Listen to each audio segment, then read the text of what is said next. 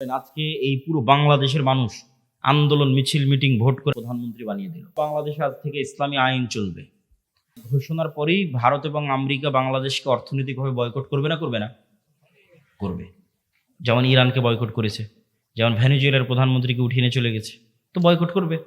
তো যখন বয়কট করবে তখন এই দেশের যে সুযোগ সুবিধাগুলো আপনি এখন ভোগ করতেছেন, এখন এই যে বিদ্যুৎ চলতেছে, ডলার আসতেছে, প্রবাসীরা কাজ করতেছে, ইউরোপ আমেরিকায় অসংখ্য প্রবাসী আছে, বিজনেস চলতেছে, এলসি হচ্ছে, কত কি আছে, এগুলো সব একদিনে ডাউন হয়ে যাবে এবং এই ডাউন করার ক্ষমতা তাদের আছে।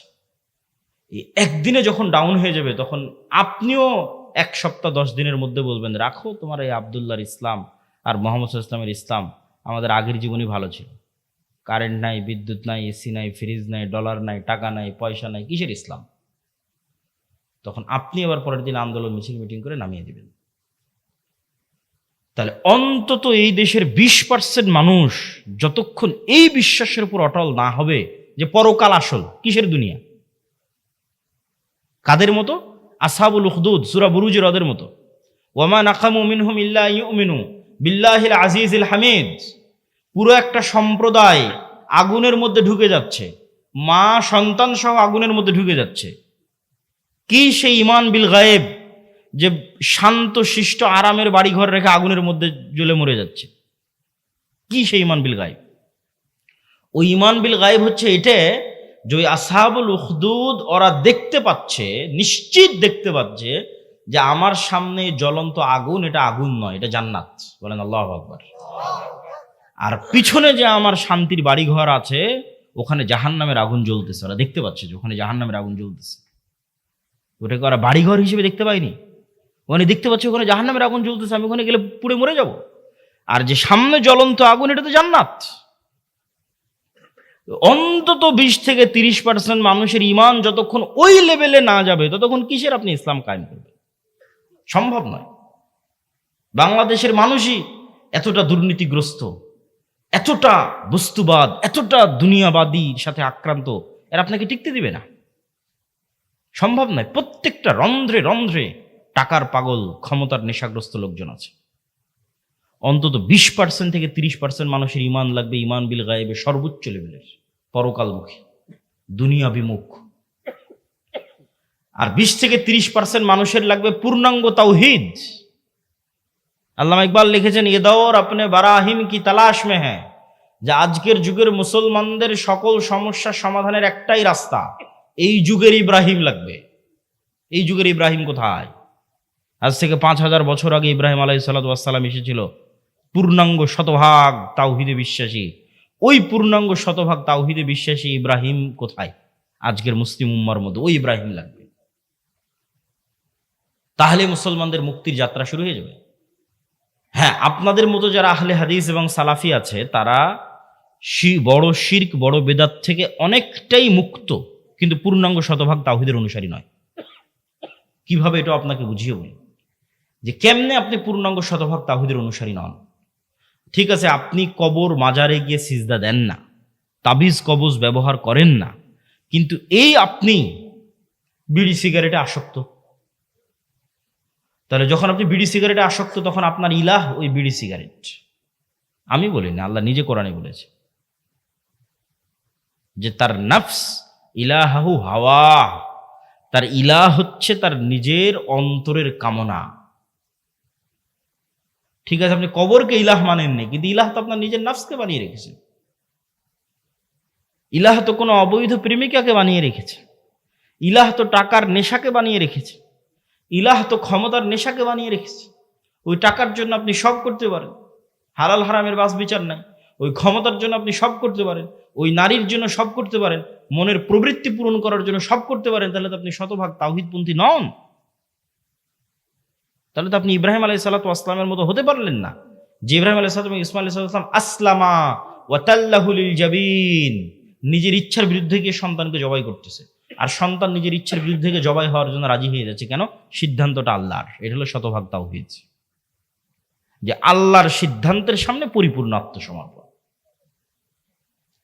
তাহলে শতভাগ তাওহীদপন্থী 20-30% মানুষ আর ইমান বিল গায়েবে সর্বোচ্চ স্তরের 20 থেকে 30% মানুষ হওয়া ছাড়া পূর্ণাঙ্গ ইসলামী বিপ্লব সম্ভব নয়। এই দাওয়াত আজকে আমি দিচ্ছি না, এই দাওয়াত শাহ ইসমাইল শহীদ দিয়ে গেছে আজ থেকে 100-150 বছর আগে। ওনার একটাই দাওয়াত ছিল যে আমাদের পূর্ণাঙ্গ ইসলামী বিপ্লবের আগে মানুষকে শতভাগ পূর্ণাঙ্গ তাওহীদে বিশ্বাসী হতে হবে, নাহলে পূর্ণাঙ্গ ইসলামী বিপ্লব সম্ভব নয়। শতভাগ তাওহীদে বিশ্বাসী এবং ইমান বিল গায়বে ইয়াকিন আছে এরকম 20 থেকে 30% মানুষ লাগবে পুরো বাংলাদেশের। তাহলে এর উপর ভিত্তি করে পূর্ণাঙ্গ ইসলামী বিপ্লব কায়েম হবে। পূর্ণাঙ্গ ইসলামী বিপ্লবের সকল ক্রাইটেরিয়া রেডি আছে, শুধু ওই রকমের যোগ্য মানুষ নাই। তারপরে কি লাগবে? তারপরে আরো 2টা জিনিস লাগবে। এক, আমি পূর্ণাঙ্গ তাওহীদপন্থী মানুষ, ঠিক আছে, আমি পূর্ণাঙ্গ ইমান বিল গায়ব অর্জন করলাম, ঠিক আছে, কিন্তু নেতা হওয়ার জন্য আরো 2টা জিনিস লাগবে। ওই 2টা জিনিস পূরণ না করতে পারলে নেতা হতে পারবেন না। একটা হচ্ছে আল্লাহ সুবহানাহু ওয়া তাআলা এই পৃথিবী যেই ফাংশনের উপর ডেভেলপ করেছে ওই ফাংশন আপনাকে ইউজ করতেই হবে। তো এই পৃথিবীতে নেতা হওয়ার ফাংশন হচ্ছে জ্ঞান এবং শিক্ষা, এটা আল্লাহই দিয়ে রেখেছে। এখন এই জ্ঞান এবং শিক্ষার বাটন যদি ইহুদি খ্রিস্টান চাপে তাও ওরা নেতা হয়ে যাবে। এই জ্ঞান শিক্ষার বাটন যদি হিন্দু ডোম চামার ম্যাথর মুচির চাপে ওরা নেতা হয়ে যাবে। আল্লাহ কখনো তার রুলস ভাঙ্গেন না। এখন এই নাটোর, এই এলাকার নাম কি? নাটোর সাধুপাড়া, এই অঞ্চলের যুবকেরা যদি মদ বিড়ি cigarette TikTok video YouTube BPL IPL জুয়া online betting free fire PUBG এগুলো নিয়ে ব্যস্ত থাকে, আর ওইদিকে ইসরায়েলের ইহুদি আর ইউরোপ আর আমেরিকার খ্রিস্টান ওরা যদি জ্ঞান অর্জনে ব্যস্ত থাকে ওদের সন্তানেরা, আল্লাহ বলবেন না, আল্লাহ তার রুলস ব্রেক করে বলবেন না যে ইহুদি খ্রিস্টান তোরা থাম, তোদের নেতা বানাবো না, আমার নাটোরের কিছু মদখোর জুয়াখোর বান্দা আছে ওদের নেতা বানাবো। এটা আল্লাহ করবেন না। নেতা হতে হলে গোলামির জিঞ্জির আপনাকে নিজে হাতেই ভাঙতে হবে, সেটা জ্ঞান এবং শিক্ষা। জ্ঞান এবং শিক্ষায় সর্বোচ্চ স্তর অর্জন করার চেষ্টা ছাড়া নেতা হওয়ার আর কোনো রাস্তা পৃথিবীতে নাই। নেতা হওয়ার এই রাস্তা আল্লাহ নির্ধারণ করেছে। তলুতকে আল্লাহ বলছেন বাস্তাতাং ফিল ইলমি ওয়াল জিসম, যে আমি তলুতকে বানু ইসরাইলের নেতা বানিয়েছি, জ্ঞানে বড় তাই, জ্ঞানে বেশি তাই। আদমকে ফেরেশতা এবং জিনের উপর শ্রেষ্ঠত্ব দিয়েছি, জ্ঞানে বেশি তাই। আল্লাহ সুবহানাহু ওয়া তাআলা নিজের রুবুবিয়ত এবং উলুহিয়তের চ্যালেঞ্জ দিয়েছেন তার জ্ঞান দিয়ে, সবার চেয়ে অসীম জ্ঞানের অধিকারী তিনি। তাহলে শক্তিশালী হওয়ার নেতা হওয়ার রাস্তা জ্ঞান, যে গ্রহণ করবে সেই নেতা হবে, আল্লাহ বাধা দিবেন না। আর মুসলমান যদি গ্রহণ না করে কি করার বলেন? কিছুই করার নেই। তাহলে 3 নম্বর রাস্তা হচ্ছে জ্ঞান অর্জন করতে হবে। 4 নম্বর রাস্তা সত্যবাদিতা এবং ন্যায়পরায়ণতায় অটল থাকতে হবে, পাহাড়ের মতো। যেটাতে আলোচনা শুরু করেছি যে 2 নম্বরই ধোকাবাজি, এগুলো যে গণতন্ত্র এবং সুদ থেকে আসে, ওটার বিপরীতটাই হচ্ছে সত্যবাদিতা ন্যায়পরায়ণতায় অটল থাকা, ওসমান হাদিদের মতো। কিন্তু মুসলমানদেরকে আমরা ইসলামটা বুঝাতেই পারলাম না।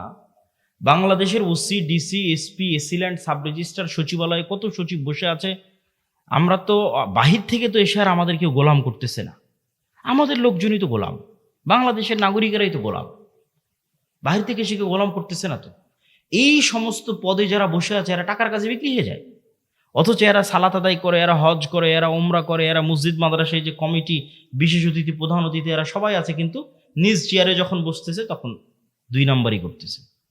তাহলে এরা কি মনে করেছে? এরা মনে করেছে ঠিক আছে, আমি সচিবালয়ে বসে এসিল্যান্ড সাব রেজিস্ট্রার যা আছি সব হয়ে যত পারি 2 নম্বরই সুদ ঘুষ দিয়ে টাকা ইনকাম করব, আর নামাজ পড়ে হজ করে আর দান করে ওটাকে মাফ করে নিব। নাউজুবিল্লাহ মিন যালিক। তাহলে আমরা হুজুররা এটা বুঝাতে পারিনি, আলেম ওলামা বুঝাতে পারিনি যে ইসলাম কি। এটা তো মুনাফিকই, শুধু মুনাফিক, তার অন্তরে তো ঈমানই ঢোকেনি। তার সালাত কি, তার সিয়াম কি, তার হজ কি, সে তো মুনাফিক। রাসূলুল্লাহ সাল্লাল্লাহু আলাইহি ওয়াসাল্লামের স্পষ্ট হাদিস, ইজা তুমিনা খানা, তাকে যে আমানতের দায়িত্ব দেওয়া হয়েছে ওটার খেয়ানত করে যে মুনাফিক, ওর অন্তরে ঈমান ঢোকেনি। লা ঈমান লিমান লা আমানাতা লাহু। তাহলে মুনাফিকের হারাম টাকার দুর্নীতির টাকার কিসের ইবাদত? বরং ওর উল্টাটা, ও যদি কোনো বড় ইবাদত নাও করে, কোটি কোটি টাকা দান নাও করে, তাহাজ্জুদের রাতের সালাত নাও আদায় করে, হজ নাও করে, শুধু ওর যে চেয়ারে বসে আছে ওসি ডিসি এসপি মন্ত্রী সচিব এসিল্যান্ড, এই চেয়ারে চুল পরিমাণ অন্যায় না করে, তাহলে এদের হজের চেয়ে, এদের রাতের তাহাজ্জুদের সালাতের চেয়ে এবং অন্যদের কোটি কোটি টাকা দানের চেয়ে সে শ্রেষ্ঠতম নেকির অধিকারী হবে। রাসূলুল্লাহ সাল্লাল্লাহু আলাইহি ওয়াসাল্লাম বলেছেন, সাবআতু ইউযিল্লুহুমুল্লাহ ইয়াউমা লা যিল্লা ইল্লা যিল্লুহু। এক নম্বরে ইমামুন আদিল। 7 শ্রেণীর যারা বিশেষ আল্লাহর ছায়া পাবে, এখানে সবাই আছে, নামাজি আছে, দানবীর আছে, সবাই আছে, কিন্তু 1 নম্বরে জায়গা দেওয়া হয়েছে পদে বসে ন্যায়পরায়ণ যে। ও তো এমনি সবচেয়ে বড় নেকির কাজ করে, ওর জন্য তো এমনি জান্নাত। ও তো আল্লাহর গুণে গুণান্বিত হয়েছে। আল্লাহ যেমন বিচারের আসনে বসে শতভাগ ন্যায়পরায়ণ, আল্লাহ যেমন রাজত্বের আসনে বসে শতভাগ ন্যায়পরায়ণ, আল্লাহর মহৎ গুণ হচ্ছে আল্লাহ ন্যায়পরায়ণ। আল্লাহ জুলুম করেন না। ইন্না হারামতু যুলমা আলাইয়া। মানুষ হয়ে যে আল্লাহর গুণে গুণান্বিত হতে পারে, আল্লাহু আকবার, এটা কত বড় ইবাদত যে মানুষ হয়ে ওসি তারপরে ডিসি, এসিল্যান্ড, সাব রেজিস্ট্রার, সচিব, এই চেয়ারে বসে সে দুর্নীতি করবে না ন্যায় করবে, এটা অনেক বড় ইবাদত। আর এই চেয়ারে বসে দুর্নীতি করে সেই টাকা দিয়ে হজ করবে, সেই টাকা দিয়ে মসজিদ মাদ্রাসায় দান করবে, এটা মুনাফিক। আমরা মানুষকে দিন বুঝাতে পারিনি। রাজনীতিবিদদের হাতে ক্ষমতা নেই, ক্ষমতা এদের হাতে। রাজনীতিবিদরা তো 5 বছরের জন্য আসে যায়, ভোট করে, কিন্তু এদের চাকরিতে রিটায়ার্ড না হওয়া পর্যন্ত থাকে। এরা যদি বলে যে আজ থেকে আমরা বিক্রি হব না কোনো দলের কাছে, দেশ একদিনে ঠিক হয়ে যাবে, একদিনে। তো এরা কাদের ঘরের সন্তান? আমাদের ঘরের সন্তান, আমাদের ছেলে মেয়ে। পুলিশে কারা, আর্মিতে কারা, সচিবালয়ে কারা, বিসিএস পরীক্ষা কারা দেয়? আমার আপনার ছেলে মেয়ে। এদের আমাদের ঠিক করতে হবে দাওয়াত দিয়ে। নতুন প্রজন্মকে সত্যবাদিতা এবং ন্যায়পরায়ণতা অটল হতে হবে। এটাই তো গোলামি থেকে মুক্তির রাস্তা। ওই দিন থেকেই তো দেশ স্বাধীন। সম্মানিত উপস্থিতি, তাহলে 2টা পয়েন্ট বললাম নেতা হওয়ার, এক শিক্ষা এবং জ্ঞান, আর এক সত্যবাদিতা এবং ন্যায়পরায়ণতা। থাকলেই মানুষ নেতা হয়ে যাবে, অটোমেটিক নেতা হয়ে যাবে, কিচ্ছু করা লাগবে না, আল্লাহ নেতা বানিয়ে দিবে তাকে। আর এবার 4 নাম্বার পয়েন্ট, যেটাতে বক্তব্যের শেষের দিকে যাব, সেটা হচ্ছে এই গুণে গুণান্বিত মানুষেরা যখন আসবে, যারা তাওহীদে বিশ্বাসী, ঈমান বিল গায়বে ইয়াকিন রাখে, জ্ঞানে সর্বোচ্চ, আবার তাকে কেনা যায় না, এই মানুষগুলো পৃথিবীর জন্য হুমকি। এদের উপর জুলম নেমে আসবে, এদের উপর বাধা নেমে আসবে, এদের উপর অত্যাচার নেমে আসবে। এই জন্য এদের বাঁচার রাস্তা হচ্ছে আল্লাহর সাহায্য। এদের বাঁচার রাস্তা কি? দুনিয়ার শক্তি দিয়ে বাঁচার কোনো রাস্তা নেই। মুসলমানদের অতীতে, আজ, ভবিষ্যতে দুনিয়ার শক্তি দিয়ে বাঁচার কোনো রাস্তা নেই। মুসলমানদের বাঁচার রাস্তা আল্লাহর সাহায্য। আল্লাহর সাহায্য পাওয়ার 2টা বড় রাস্তা, 2টা বড় সিক্রেট রেসিপি আজকে দিয়ে বক্তব্য শেষ করব। যে মুসলমানদের জন্য আল্লাহর সাহায্য নিশ্চিত করার 2টা বড় রাস্তা, এক সালাত আর এক জিকির। সালাতের মধ্যে সবচেয়ে বড় পাওয়ারফুল হচ্ছে রাতের সালাত। সালাত হচ্ছে এমন এক টেকনোলজি, আমি উদাহরণ দিই ইবনুল কাইয়িম রাহিমাহুল্লাহকে সামনে রেখে, নাহলে দিতাম না। আমরা যেমন এখানে বসে থেকে হাজার হাজার কিলোমিটার দূরে থাকা আমেরিকার কোনো টিচারের কাছে অনলাইনে ক্লাস করতেছি, অথবা এখান থেকে 100 কিলোমিটার দূরে থাকা ঢাকার কোনো টিচারের কাছে অনলাইনে ক্লাস করতেছি, তো পাসওয়ার্ড লগ ইন দিয়ে যখন ক্লাসে জয়েন করি, তখন দুইজনে লাইভ সেশন, টিচারও যুক্ত হয়েছে, স্টুডেন্টও যুক্ত হয়েছে লাইভ সেশনে, কানেক্টেড। তো আজকের ইন্টারনেট, আজকের মোবাইল দিয়ে মানুষ 1000 কিলোমিটার দূরে থাকা টিচারের সাথে, মানুষের সাথে লাইভ কানেক্টেড হচ্ছে, লাইভ কথোপকথন করতেছে। তো সালাত এটার চেয়ে তো হাজারো লক্ষ কোটি গুণ উন্নত লেভেলের প্রযুক্তি, যা দুনিয়াতে থাকা মানুষকে 7 আসমানের উপরে থাকা রব্বুল আলামিনের সাথে লাইভ কানেক্টেড করে দেয়। সরাসরি মানুষ যখন সালাতে দাঁড়ায় এবং চোখ যখন সিজদার দিকে, অন্তর যখন আল্লাহর দিকে নিবদ্ধ, তখন রব্বুল আলামিনও তার মুখোমুখি হয়ে যান। দুনিয়াতে থেকে 7 আসমানের সাথে সরাসরি লাইভ কথোপকথনের প্রযুক্তি হচ্ছে সালাত। এই জন্য নবীরা সবসময় সালাতের আশ্রয় নিয়েছে। সূর্যগ্রহণে সালাত, চন্দ্রগ্রহণে সালাত, বৃষ্টি প্রার্থনায় সালাত, জানাজায় সালাত, বিপদ আপদে সালাত, রাতে সালাত। রাসূলুল্লাহ সাল্লাল্লাহু আলাইহি ওয়াসাল্লাম বদরের যুদ্ধের আগের দিন লম্বা রাতের সালাত আদায় করেছেন। আবু বকর রাদিয়াল্লাহু তাআলা আনহু বলছেন, কাফাকা মুনাশাদাতাকা রাব্বাক, হে রাসূলুল্লাহ, হে আল্লাহর নবী, আপনি নবী হয়ে আল্লাহর কাছে এত মোনাজাত করা লাগে, এত দোয়া করা লাগে, যথেষ্ট হয়েছে, বাস, আর করার দরকার নাই। আল্লাহ তো আপনাকে এমনি সহযোগিতা করবে। তাহলে কি পরিমাণ লম্বা রাতের সালাত মুহাম্মদ সাল্লাল্লাহু আলাইহি ওয়াসাল্লাম আদায় করেছেন, আর কি পরিমাণ দোয়া আল্লাহ সুবহানাহু ওয়া তাআলার কাছে করেছেন, যে আবু বকর রাদিয়াল্লাহু তাআলা আনহুর মতো সাহাবী এই দোয়ায় ক্লান্ত হয়ে গেছে, এই রাতের সালাতে ক্লান্ত হয়ে গেছে। তাহলে এখন বুঝেন মুহাম্মদ সাল্লাল্লাহু আলাইহি ওয়াসাল্লাম আমার, আপনার এবং আবু বকর রাদিয়াল্লাহু তাআলা আনহুর চেয়ে বেশি জানতেন যে কাল বদরের যুদ্ধে দুনিয়ার শক্তি দিয়ে আমার বিজয় সম্ভব নয়। কাল বদরের যুদ্ধে আমাকে জিততে হলে কার সাহায্য লাগবে? আল্লাহর। আর আল্লাহর সাহায্য পেতে হলে আমাকে রাতের সালাতে দাঁড়াতে হবে। তাহলে পৃথিবীর সর্বশ্রেষ্ঠ রাসূল, সর্বশ্রেষ্ঠ মানুষ আল্লাহর সাহায্য নেবেন, এই জন্য রাতে ঘন্টার পর ঘন্টা রব্বুল আলামিনের সামনে দাঁড়িয়ে আছেন। আর আমি এবং আপনি রাতের সালাত তো বহু দূরের কথা, 5 ওয়াক্ত সালাত আদায় না করেই শুধু ভোট দিয়ে ইসলাম বিজয় হয়ে যাবে, আর মিছিল করে আর তাকবীর দিয়ে ইসলাম বিজয় হয়ে যাবে। এটা সম্ভব নয়।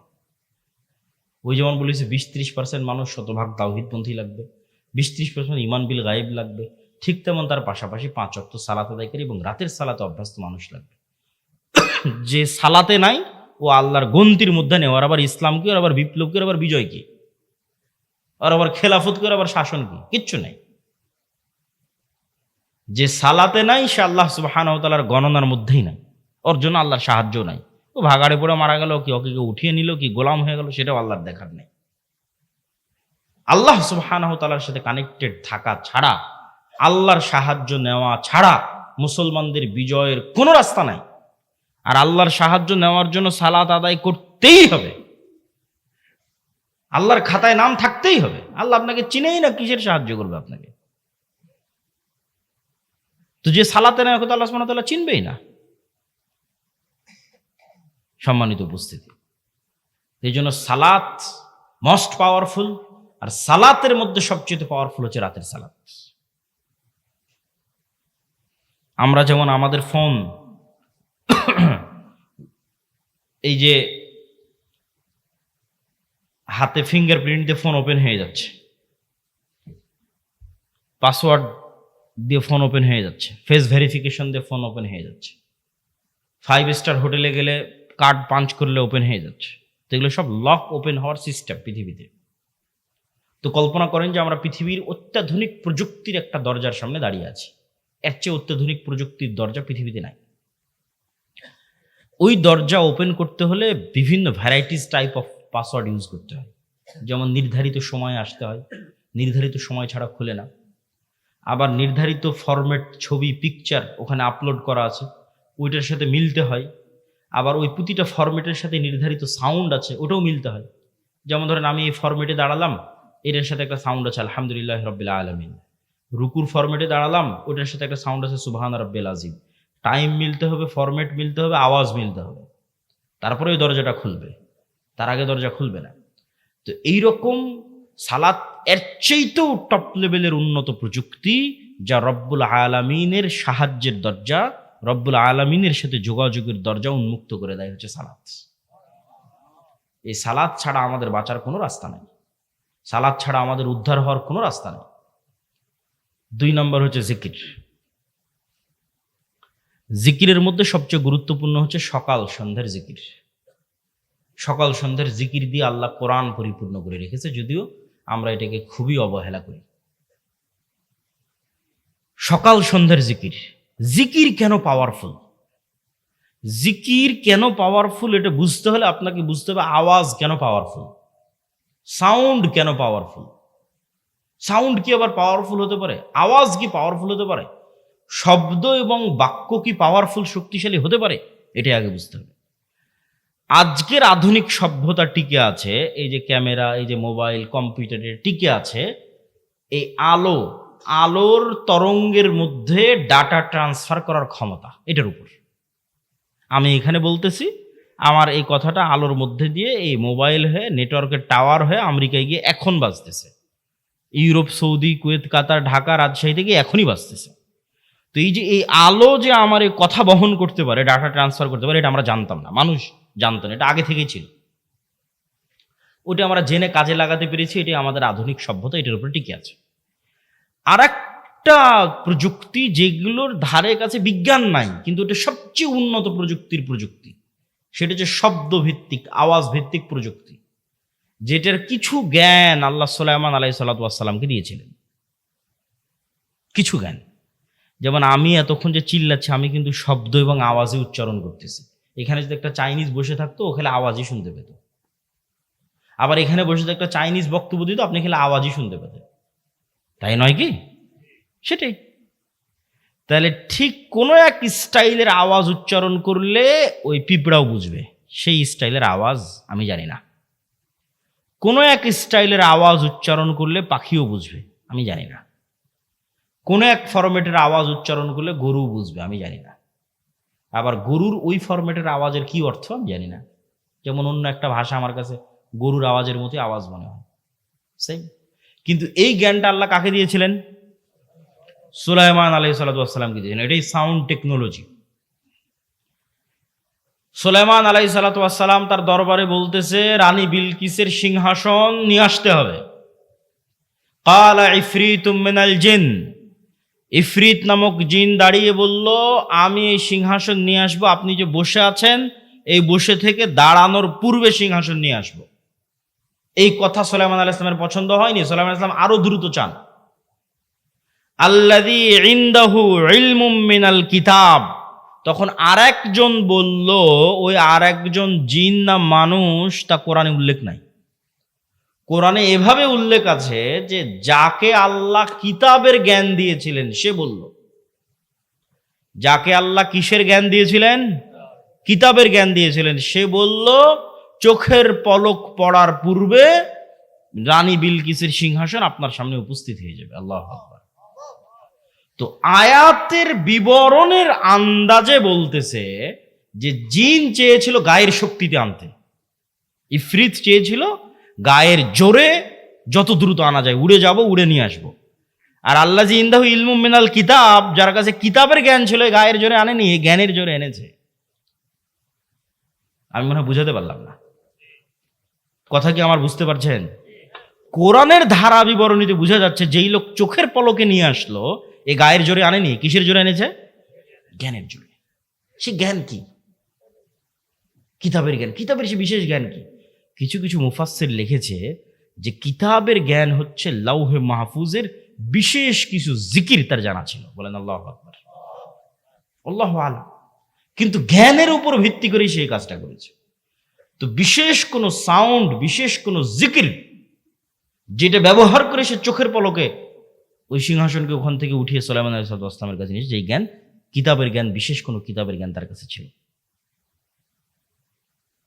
তো sound most powerful all over the world, সবচেয়ে পাওয়ারফুল। আল্লাহ সুবহানাহু ওয়া তাআলা পৃথিবী ধ্বংস করার যে সিস্টেম তৈরি করেছেন, সেই সিস্টেম আওয়াজ ভিত্তিক। ইসরাফিল বাঁশিতে ফু দিবে, আওয়াজ তৈরি হবে, সে আওয়াজে আসমান জমিন নক্ষত্র গ্রহরাজি সূর্য চন্দ্র সব ভেঙে চৌচির হয়ে যাবে। আল্লাহ সুবহানাহু ওয়া তাআলা মানুষকে পুনরুজ্জীবিত করার যে সিস্টেম তৈরি করেছেন, ওটা আওয়াজ ভিত্তিক। ফেরেশতা জিন মানুষ সব যখন মারা যাবে, কতদিন এভাবে মৃত অবস্থায় থাকবে আল্লাহ ভালো জানে। কুল্লুমান আলাইহা ফান ওয়া ইয়াবকা ওয়াজহু রাব্বিকা যুল জালালি ওয়াল ইকরাম। তারপরে যখন আল্লাহ জীবিত করতে চাইবে, ইসরাফিলকে তৈরি করে ইসরাফিলকে বাঁশি দিয়ে ফু দিতে বলবে, আর আওয়াজে মানুষ কবর থেকে জীবিত হয়ে হাঁটতে থাকবে। আওয়াজ খুবই পাওয়ারফুল, কিন্তু ওই আওয়াজের জ্ঞান থাকতে হবে যে কোন আওয়াজ পাওয়ারফুল, কোন শব্দ পাওয়ারফুল।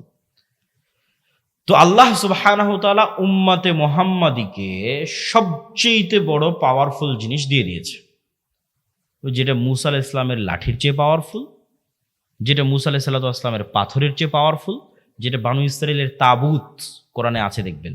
এই তাবুত এখন এই ইহুদিরা খুঁজে পাগলের মতো, কোথায় সেই তাবুত? এরা মনে করে যে এই মসজিদে আকসার মাটির নিচে তাবুত রাখা আছে। ওই তাবুত একটা বাক্স, যেই বাক্সে মূসা আলাইহিস সালামের লাঠি ছিল, যেই বাক্সে মূসা আলাইহিস সালামের ওই পাথর ছিল, যে পাথর থেকে 12টা ঝর্ণা তৈরি হয়েছিল, ঠিক আছে, মূসা আলাইহিস সালামের কাপড় চোপড় ছিল, এরকম আরও কিছু মুজিজা সম্বলিত জিনিস বিভিন্ন নবী রাসূলের এই তাবুত নামক বাক্সের মধ্যে ছিল। যে যুদ্ধে ওরা এই তাবুত বাক্স নিয়ে যেত, ওই যুদ্ধে ওদের বিজয় হয়ে যেত। ওই বাক্সরা হারিয়ে ফেলেছে, ওই বাক্সরা এখনো খুঁজতেছে। তো ওই তাবুত বাক্সের চেয়ে আর ওই মুসা ইসলামের লাঠির চেয়ে আর ঈসা আলাইহিস সালাতু ওয়াস সালামের হাতের মাধ্যমে যে মানুষ জীবিত হয়ে যেত সেটার চেয়ে মোস্ট পাওয়ারফুল জিনিস হচ্ছে এইটা। কি জন্য? এটা সরাসরি আল্লাহর নিজের আওয়াজ। বলেন আল্লাহু আকবার। কোরআন সরাসরি আল্লাহ সুবহানাহু ওয়া তাআলার নিজের সাউন্ড, আল্লাহর শব্দ, আল্লাহর বাক্য, যা জিব্রাইল হয়ে মুহাম্মদ সাল্লাল্লাহু আলাইহি ওয়াসাল্লাম হয়ে আমাদের পর্যন্ত পৌঁছেছে। আল্লাহু আকবার। আর আল্লাহ সুবহানাহু ওয়া তাআলার শব্দ এবং বাক্যের চেয়ে পাওয়ারফুল কিছু নাই পৃথিবীতে। সব অসম্ভব সম্ভব হয়ে যাবে। এই জন্য শ্রেষ্ঠতম জিকির হচ্ছে কোরআন। পৃথিবীর সব অসম্ভব সম্ভব করা সম্ভব আল্লাহ সুবহানাহু ওয়া তাআলার জিকির দিয়ে। সম্মানিত উপস্থিতি, বক্তব্যের শেষের দিকে চলে এসেছে। আজকে যা আলোচনা আপনাদের সামনে করতেছি, এই প্রায় সব আলোচনাই আমার আল্লাহর পথে যাত্রা এই বইয়ের মধ্যে লেখা আছে, দলিল সহ। আজকে তো অত দলিল আলোচনা করতে পারলাম না। এই বইটা প্রত্যেকটা মসজিদ, স্কুল, কলেজ, ইউনিভার্সিটি, লাইব্রেরি, দাওয়া সেন্টারে রেখে সপ্তাহে অন্তত একদিন 1 পৃষ্ঠা 2 পৃষ্ঠা করে পাঠ চক্র করা উচিত, পড়া উচিত, দার্স দেওয়া উচিত। এর সাথে কোনো দল মত কোনো কিছুর সম্পর্ক নেই।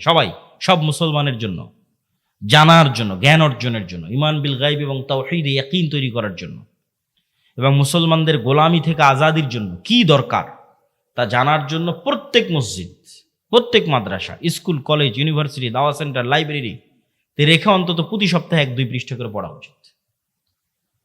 পাশাপাশি আব্দুর রহিমের একটা নতুন বই এসেছে, রাসূল সাল্লাল্লাহু আলাইহি ওয়াসাল্লাম দেখতে যেমন ছিলেন, এই বইটাও মূল্যায়ন করতে পারেন। আর মাসিক আল ইতিসাম, এই যে আপনাদের কাছে আসলাম 2023 না 22 সালে একবার আসতে চেয়েছি, করোনার কারণে আসা হয়নি, বন্ধ হয়ে গেছে। তাহলে আজ আসতেছি প্রায় 3 বছর 4 বছর পর। আবার কবে আসার সুযোগ হবে তার গ্যারেন্টি নেই। কিন্তু এই একদিনে আসাই যদি যোগাযোগ বিচ্ছিন্ন হয়ে যায় তাহলে তো এই দাওয়াতের কোনো মূল্য নাই।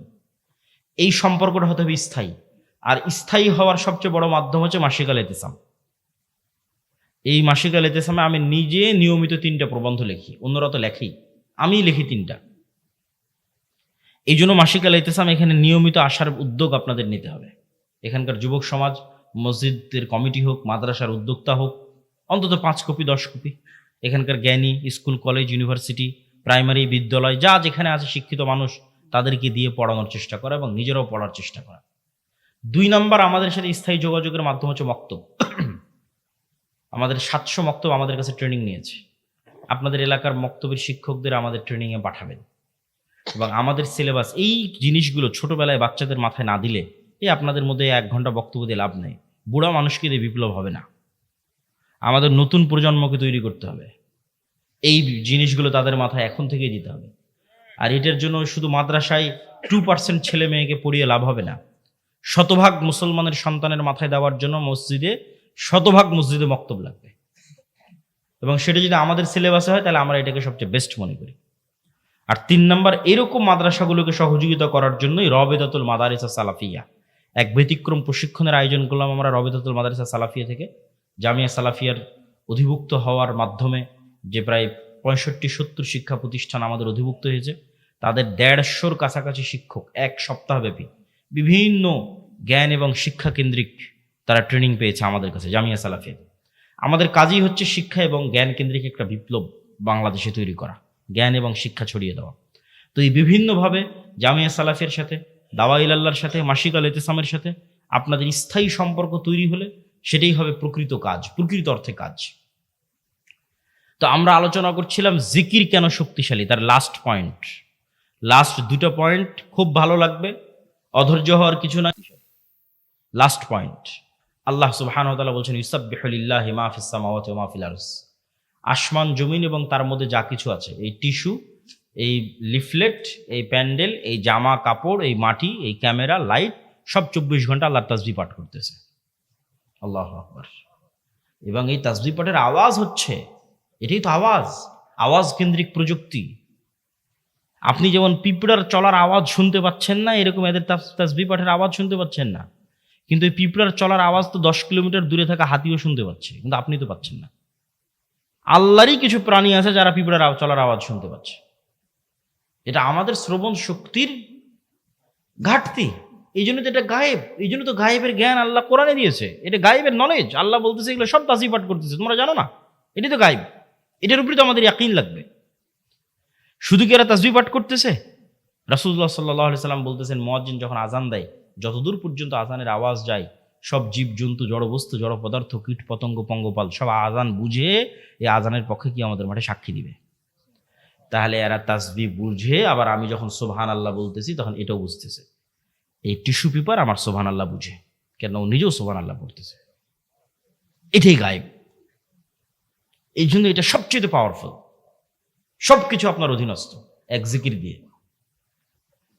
সুবহানাল্লাযী সাখখারা লানা হাযা ওয়া মা কুন্না লাহু মুকরিনিন ওয়া ইন্না ইলা রাব্বিনা লামুনকালিবুন। এটা জিকির।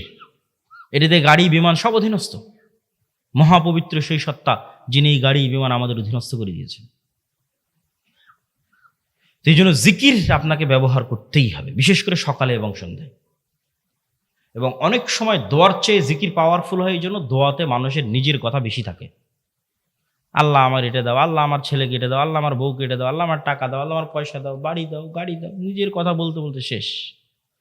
কিন্তু শুধু জিকির যখন হয়, ওখানে শুধু আল্লাহর কথা থাকে। লা ইলাহা ইল্লাল্লাহ, লা ইলাহা ইল্লাল্লাহু ওয়াহদাহু লা শারীকা লাহু, লাহুল মুলকু ওয়া লাহুল হামদু ওয়া হুয়া আলা কুল্লি শাইইন কাদির, সুবহানাল্লাহি ওয়া বিহামদিহি সুবহানাল্লাহিল আযীম, আল্লাহু আকবার, আলহামদুলিল্লাহ, লা হাওলা ওয়া লা কুওয়াতা ইল্লা বিল্লাহ। এগুলো সব জিকির, এগুলো শুধু আল্লাহর বর্ণনা, শুধু আল্লাহর কথা, আল্লাহর প্রশংসা, আল্লাহর বড়ত্ব, আল্লাহর মহত্ব, আল্লাহর তাসবিহ, আল্লাহর পবিত্রতা।